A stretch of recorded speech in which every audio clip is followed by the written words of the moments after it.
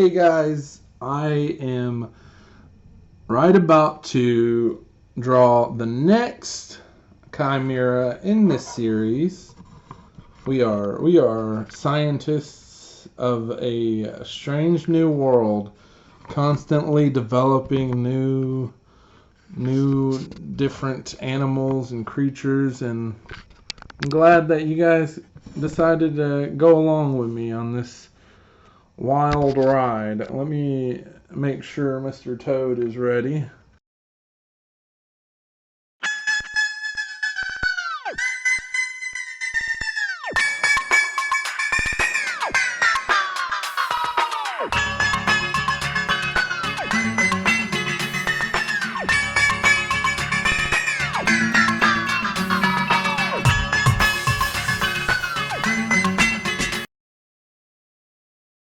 And the first card will be National Park.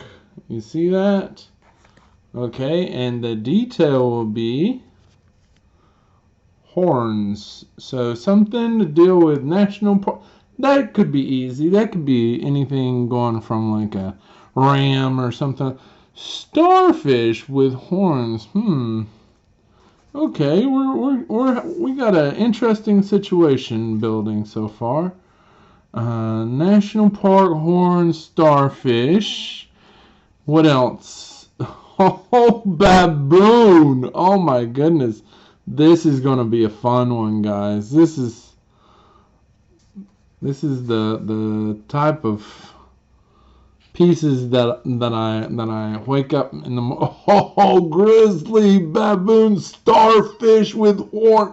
That's gonna be that's gonna be the worst creature ever. I could not imagine confronting this animal in nature. This chimera would be way scarier than the chimera in Greek mythology that has a goat that breathes fire, a lion, and a snake. Because the snake for the tail, that's the last thing that's going to be able to strike me. I'm not even going to worry about the snake.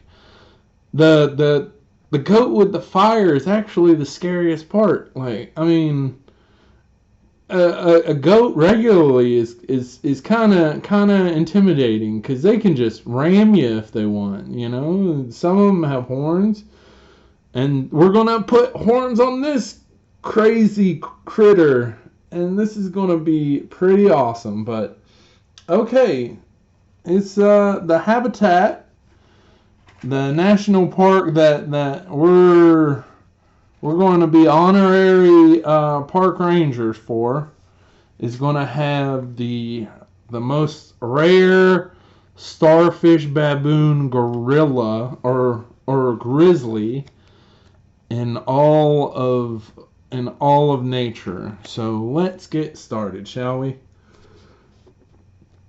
So I think this thing is definitely got to be huge. But so I'm gonna put it. The top of its head is gonna be up here. I wanna have enough room to make horns if I like. And I feel like because it's a baboon, like, I don't know. I would say the only, I think it would be some crazy horns if it had like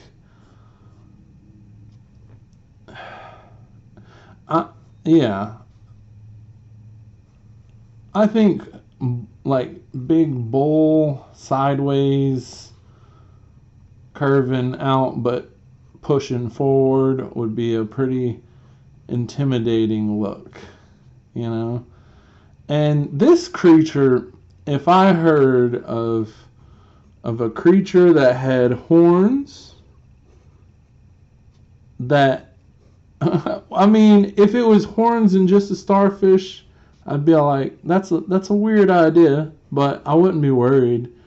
But if you told me that it was also mixed with, I want to give it some ambiguous side ears, because those ears here, I mean, baboons kind of have similar to human facial features, like most, like uh, uh, I would say, what is simian type of creatures have,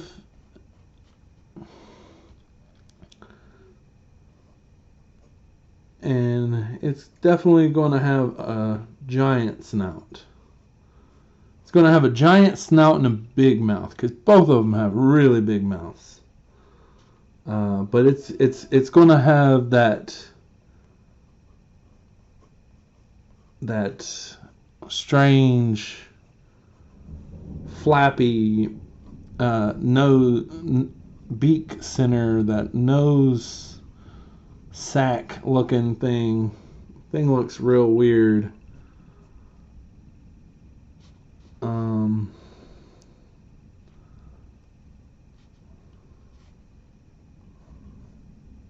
And it's fucking hungry. It's ready to eat.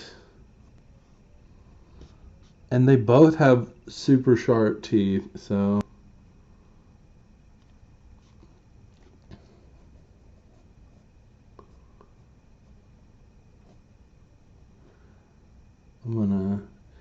I think it's important to always make sure you put as much detail if you're drawing, like, depending on how you're drawing it and what medium you're drawing it for, is depending on how I feel like you should draw the teeth. Because if it is a cartoon, like an animation, you don't have to worry about it like being super true to form, because you're going to have to draw that image multiple times in your job. So, and yeah, I know it's snarl that I've created leaves it kind of sideways. I gave it a sideways mouth, but that's fine, because not everything's perfectly symmetrical. Sometimes an animal will get in a fight with another animal. Bones sometimes break. You're not going to have perfect features in any living creature. There's always flaws somewhere. That's what tells us we're alive, But this thing's ready to go to Chomp Town, if you know what I'm saying. And but I want his eyes. I want his eyes close together, like the gorilla, like the baboon, I should say. I don't know why I keep saying, like, I really must want to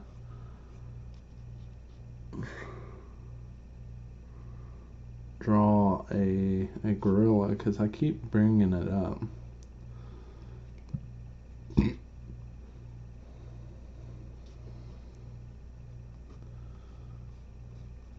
Have that smooth skin section of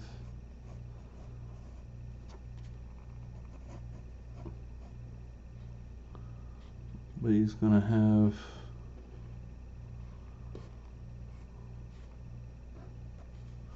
and you know what, you can do whatever you like when you're creating a creature out of out of just your imagination. Don't don't give it any rules outside of what you want it to, the rules to follow.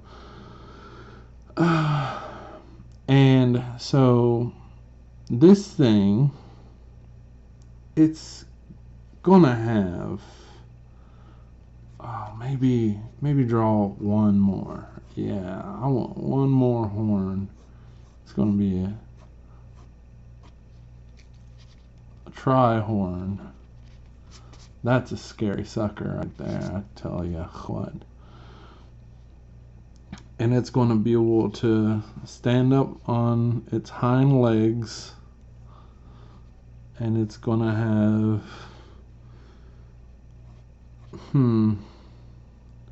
alright, so I'm going to have to incorporate the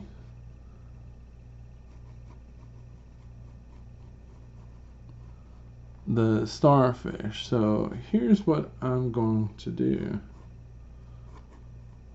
I'm going to create his paws are going to be like little starfish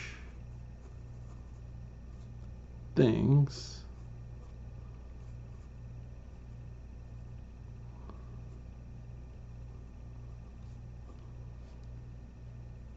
He's still gonna have claws, but they're gonna kind of look weird, but that's okay because he's gonna look weird. This creature, or she's gonna look weird. This creature is going to snatch you up using starfish tentacles.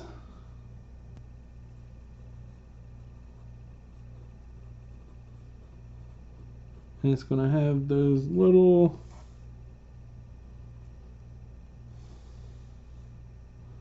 sometimes it's good to make sure you're keeping symmetry, because while, like I said before, nothing has to be super perfect, but and after you're done with the drawing, it's gotta not take you out. You know, it's gotta not distract you as the person who drew it.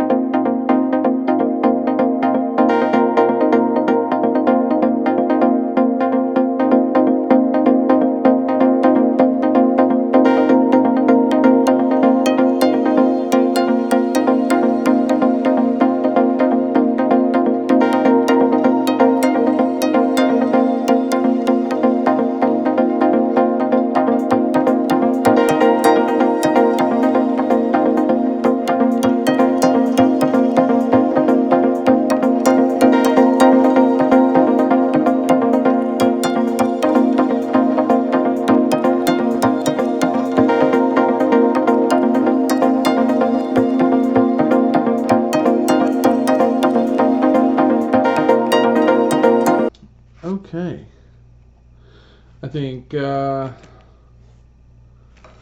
this one will be good. A good little short run, and we can come back and we can ink it later. That way, you know, give more time on the project. I'm happy with it so far. It's a nice work in progress. You know, you don't have to always finish something in